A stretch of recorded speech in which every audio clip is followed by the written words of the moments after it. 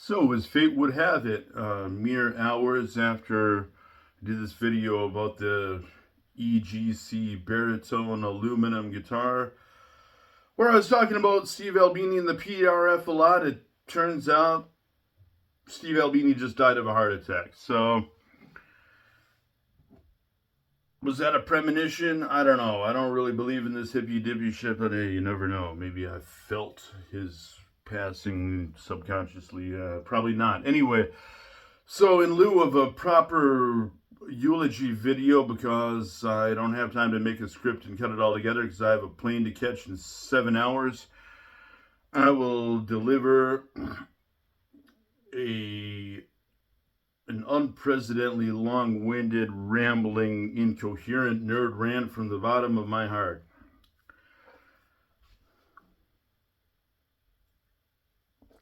So, I think the story is probably the same for a lot of us.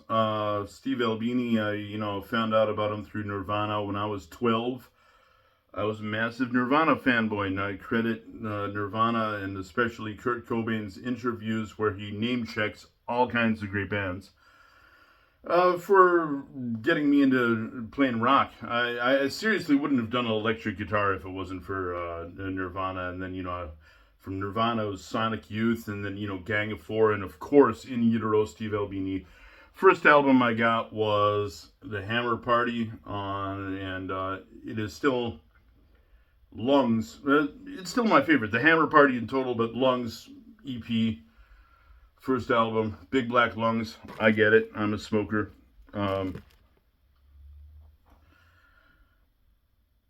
Steelworker was just so weird.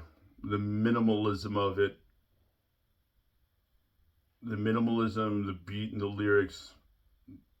Dead Billy, crack. And then comes the crack and everything falls apart. Yeah, so before I go way off the rails, I'd like to reminisce upon some of my favorite quotes of him from the PRF, the Premier Rock Forum, which I followed daily from 2003 to 2010 and sort of lost track of it after that, but one of his greatest quotes was, "The demonstrable use of psychedelic drugs should be a requirement for holding political office."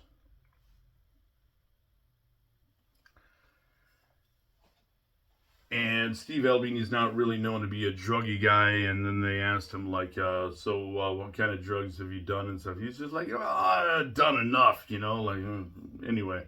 Yeah, I mean, he's kind of known to be a borderline straight edger, but whatever. What was another good quote of his? Damn, there's another one. He interacted with him once briefly about the Talking Heads bass blasphemy, where he said they overdubbed Tina Weymouth's bass parts with some shit some professional session bass player played, and I was like, Steve Albini, I saw that in an interview. Please tell me it wasn't Talking Head 77. And he was like, it was Talking Head 77.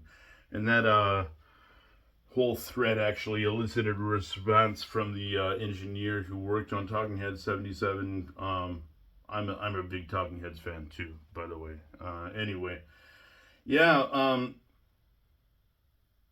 I did so much PRF posting back in the day. My name was Mazets, Mazec. It's a slang word in Czech. Doesn't matter.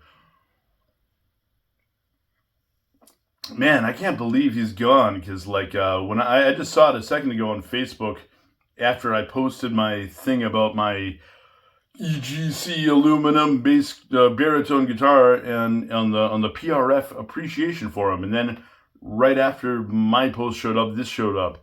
Steve Albini dead, 61, heart attack, and I'm like, another joke thing about Steve Albini. There have been so many joke things about Steve Albini being dead over the years. Fake news and stuff, man.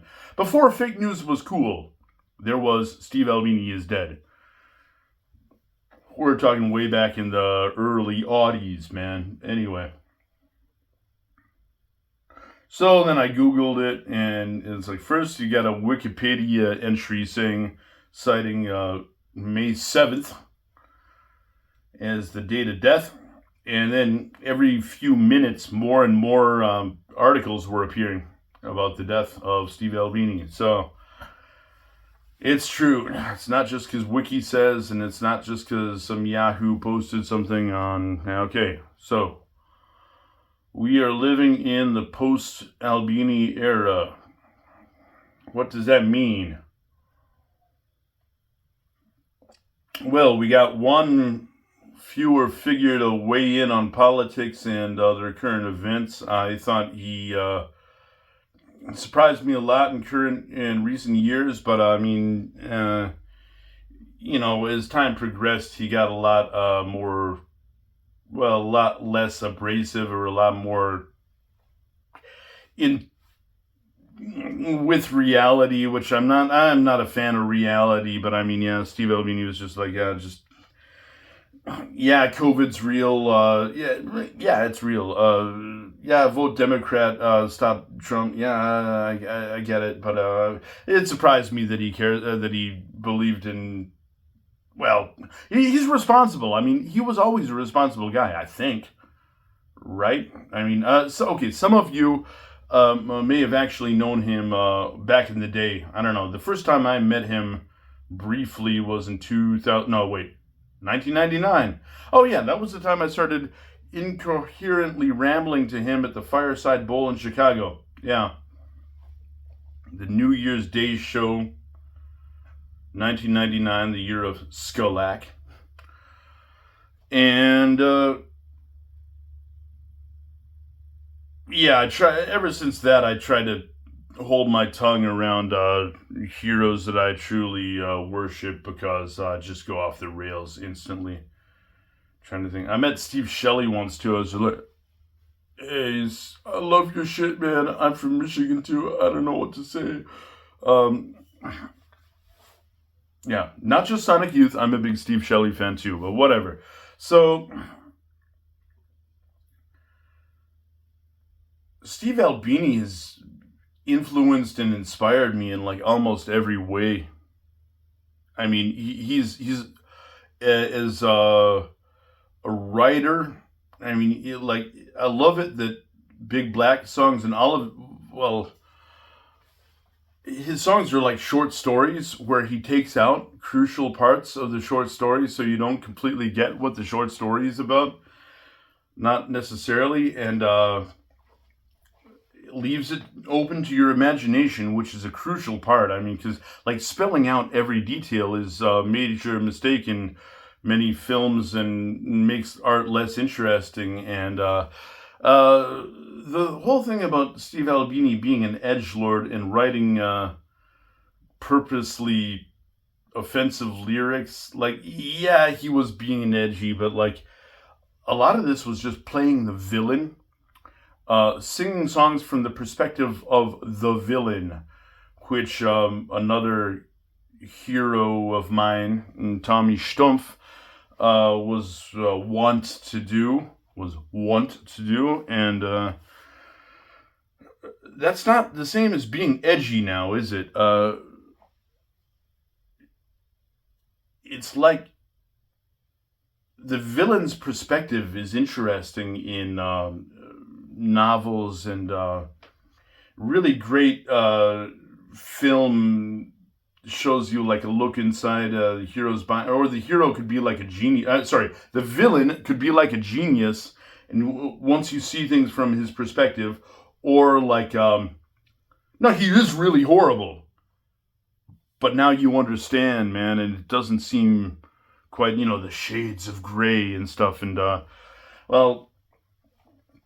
I always thought it was interesting. One of the things Steve Albini said in 1987 breakup, the decided split of Big Black, was like a lot of the people showing up in our audience are like the people we're writing about in songs that we don't Like, we're writing songs about bad people, and these people are starting to show up in our audience, and we're gonna, split before these people take over our audience, or we don't want to have anything to do with these people, whatever. Okay, so I wonder what he was talking about. I mean, Big Black songs, let's think. There were, the famous one, Cables, about like voyeurs in a slaughterhouse they're so bored, and kerosene, so bored, set myself on fire, so bored we'll sneak into a slaughterhouse and watch cattle get their skulls bolted or whatever they do to them, and then that's, to me, the real top level Big Black edgy lyrics has got to be Deep Six off the Racer X EP, where he's like, "Yeah, I'm God's gift to women. They always want my dick, except for that college girl thinks I'm trash. I'm God's gift to women. They always want my dick." And about the truck drivers. Oh yeah, there's a lot of truck drivers, and it's like, I'll be honest, I never knew any truck drivers in America. Are they really that bad? The first truck driver I ever met and had a conversation with was in Romania. And he was like a honest, hardworking family man. He was just like gone half the time, driving his truck all over Europe for a trivial fraction of what Western Europeans would have done it for. So, man, we're 11 minutes in. This is going to be a big one because, Steve Albini, I'm spilling my heart. I don't know. So, let's get to the point here. So I heard Lungs. I heard The Hammer Party when I was like 14, because I was just going through everybody that Kurt Cobain name-checked in interviews. And that, to me, was his real influence in Nirvana, was to take his captive audience of massive fanboys and direct them to good, to really significant underground rock, or just, not even underground. Gang of Four, they weren't even underground back then. Gang of Four, Scratch Acid, he mentioned a lot, and of course Sonic Youth, and these are all just massive game changers. And my life never went back to listen to normal music ever again, and I never took guitar lessons, thanks in part to Steve Albini, Glenn Branca, Sonic Youth, and of course Kurt Cobain. I thought I was good when I could play a few of his songs when I was 13, but anyway. So that was back in the early 90s, and like, Steve Albini's been a big part of my life. I always cared about what he said. I mean, I knew he was like trying to get a rise out of people back in the day, back in his, there's kind of like a sea change in Steve Albini, where he loosened up a lot and wasn't into horrendously ragging on people, and I would have liked to experience that more. I mean, one thing, I read articles he wrote back in the 80s talking about bands I have very little knowledge about. Like, he was like dissing all kinds of hardcore bands for like being too much the same. Like, you're trying to be hardcore, but you're like standing all the same. I think Rites of Spring was a band. You just, oh yeah, they were terrible. And then I heard an interview with Ian MacKaye where he was like, I couldn't believe it. This guy who wrote all this nasty shit about all kinds of people I like, he was a really nice guy. And that was like way back in the 80s. So, yeah.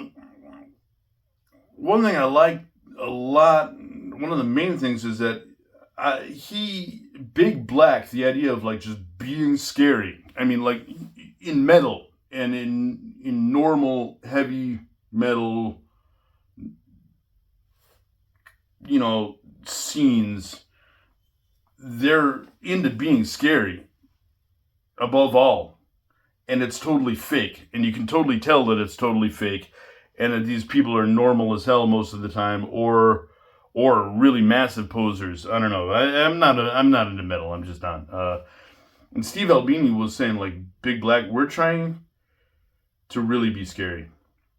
And now it kind of sounds like they write nice compact sounds, and it's not like off the charts zonkers crazy like a lot of noise rock and things that they most certainly inspired, but like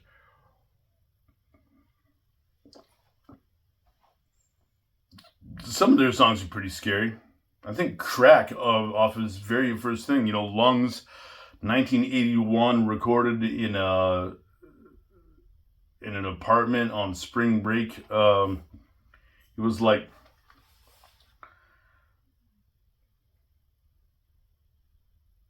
those songs were like pretty like introspective. I mean, they were about self-deletion in a plausible way, and not just no silly talk about like the devil and all kinds of stuff. I mean,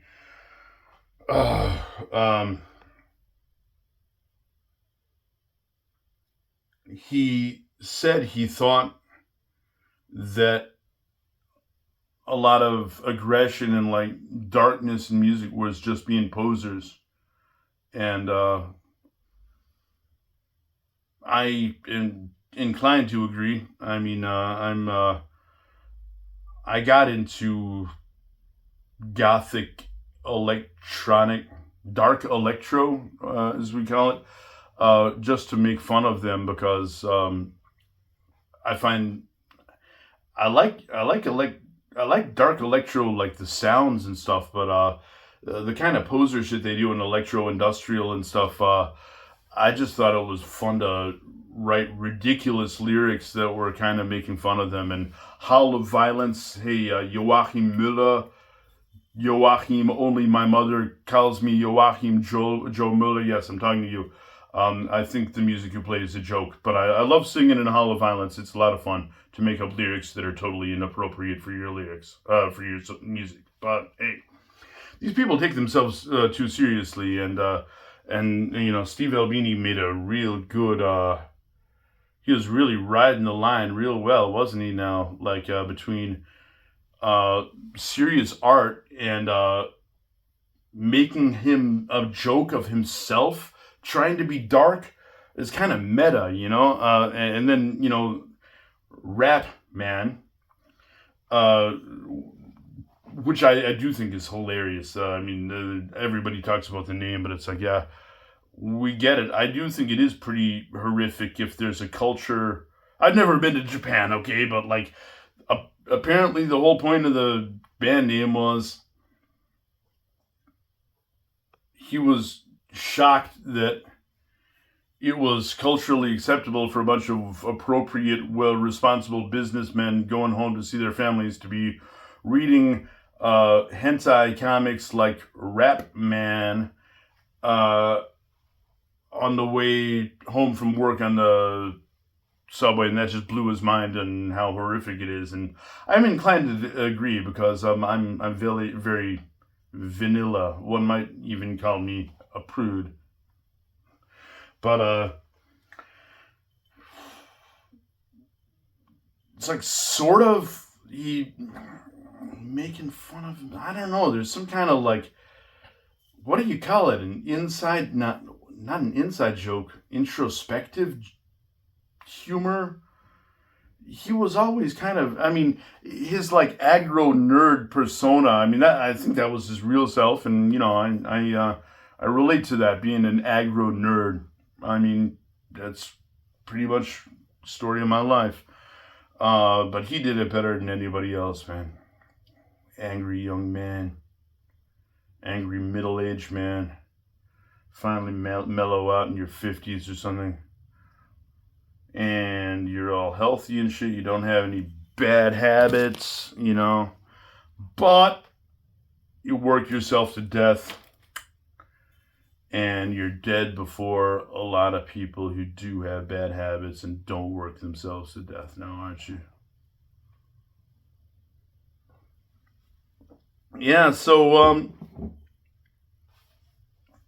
would like to celebrate the life of a great artist, When I do these eulogy videos, of which must be my 9th, I think. It is generally to celebrate Prost. We got some fire catcher. So when I do these nerd rock eulogy videos, it's to celebrate the life of a great artist instead of crying. But now we'll be lucky if I don't bust out crying, because this time it's real. Steve Albini has left the building. Natural causes, just kind of like, I don't know, my boy Bubba Gray. I think he just keeled over.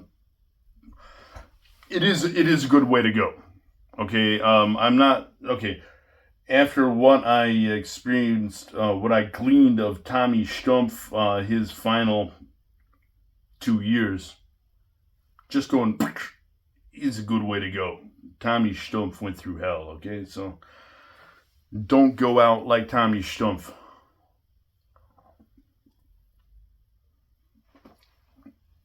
Once you know your cancer's incurable and they're just going to have to keep opening you up and cutting it out and stuff, you might want to do something about it. Just saying. Yeah, so where did I derail at the last minute? Steve Albini was... Yeah, I'll just start over. Where's another hook in the PRF? He was so fun to talk to. He said, "Oh yeah, that's another one of my favorite anecdotes he had in the PRF." He likened free jazz to the neighborhood in Copenhagen called Christiania, which is like the anarchist district. I've never been there. I've been to Denmark, but I've never been to Copenhagen or Christiania, but we'll see someday. Okay, there's this anarchist district where the police or the authorities just let people start their own community outside of the law, as long as they don't, within reason, right? And he just said, like, free jazz. Right. That's how it started in the PRF. A guy started a post saying basically rock is for beginners, and the further you go up the chain, it's like rock leads to blues, leads to jazz and stuff, and like in the end it's like non-Western experimental, and Steve Albini wrote a vehement rebuttal to that where he's saying, like, dude, you don't realize this, but in rock there's more experimentation than there is in any other genre. Every other genre, he was like, listen, in non-Western music, yeah, I love, gamelan music, but there's some guy in Indonesia saying, where's the Chicago rock sound, or, Iggy and the Stooges, where are our Indonesian post-punk heroes and stuff? He said... This is all stuff, by the way, from the PRF from way back before the whole thing crashed or you had to restart it. This I remember. He said, free jazz is like Christiania because you have ultimate freedom. You have total self-determination to do what you want to do. In free jazz, you got some guy blowing a trill over a 7/11th beat. And in Christiania, you got a bunch of skin and bones men selling lentil poop, which they call chili. That's not funny. And little bits and pieces of hashish and stuff. And it's like, this is what you do with it? Total freedom? Really? That was a great quote. Yeah. Free jazz is like Christiania. And it's kind of led me to reminisce or to reflect upon what freedom really is. Like, are we really free? So now we got 24 minutes. Is anybody watching? Probably not, but I'm going to keep rambling anyway. Yeah, I saw Shellac 4 times. I saw him in Prague once, in America. I saw him in Detroit, Chicago. Saw him here in Hamburg. Talked to Steve and Bob a couple times. They were nice, but I mean, that's not the point. The point is, his artistic vision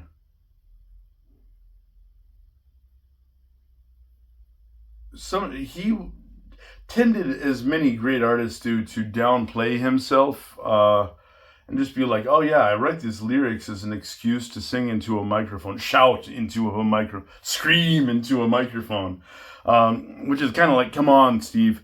In all your live records from Big Black that I've ever heard, you're missing the fucking microphone half the time. So, but I mean, hey, and you know, as a non-drinker, you ain't got much excuse now, have you?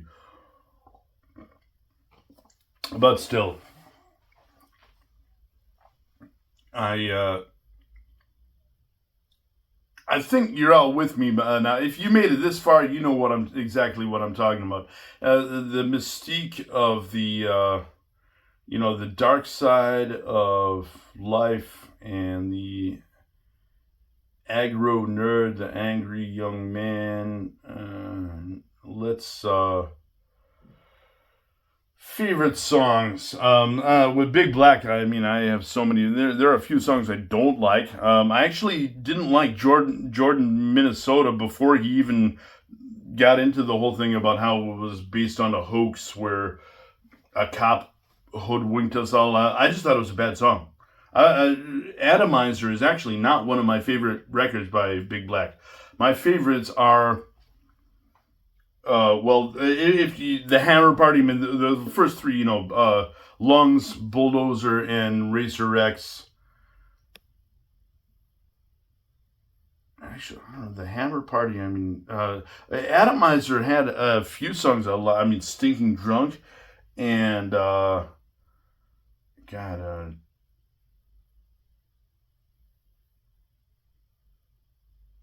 sorry, I'm blanking now because like I'm just thunderstruck, man. He's really gone.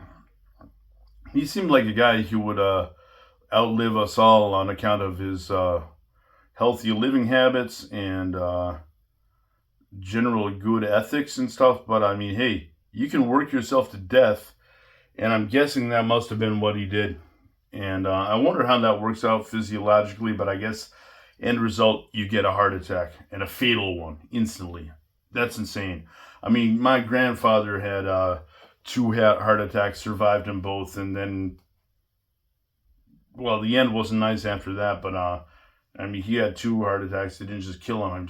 I don't know. I'm hoping to go easy, let me down easy, like the Stranglers said, it's another thing to reflect upon. Apparently, the only easy way to go are like instantly fatal heart attack that just goes so fast, or a massive stroke that instantly kills you. But like both are far more likely to leave you just totally fucked up and still alive.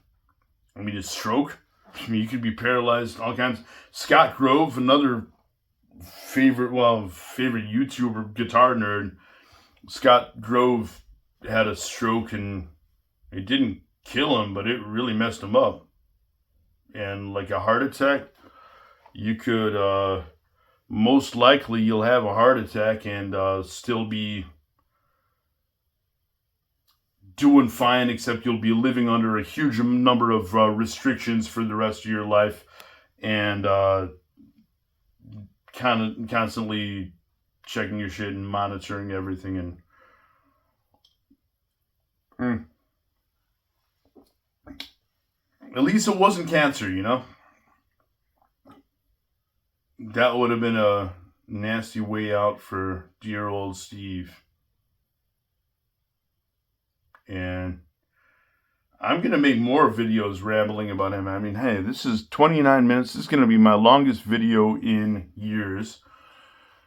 Well,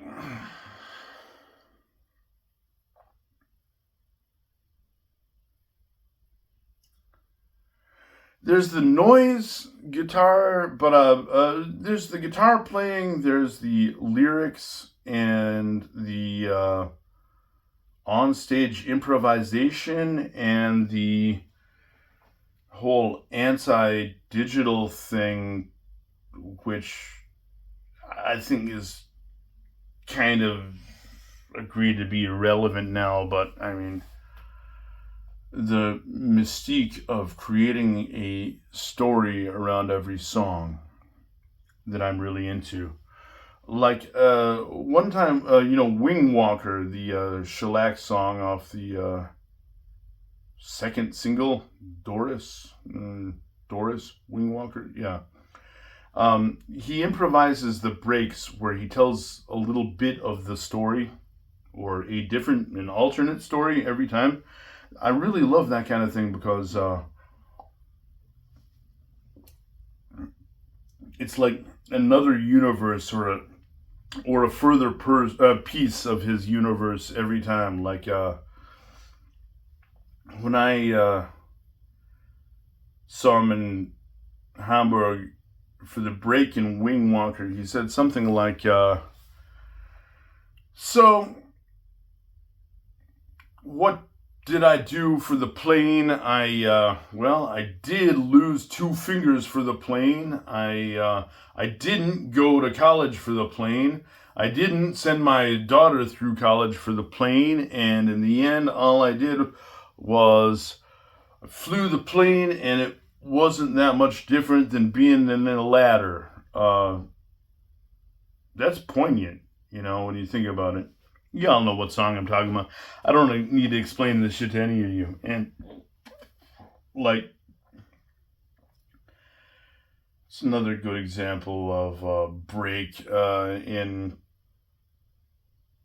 I don't know, that's the only one I can think of now. But he was always doing good storytelling. He was a storyteller. I mean, he was always saying, one time I read that he said, I write short stories around these songs, but I don't release them because I'm not a writer.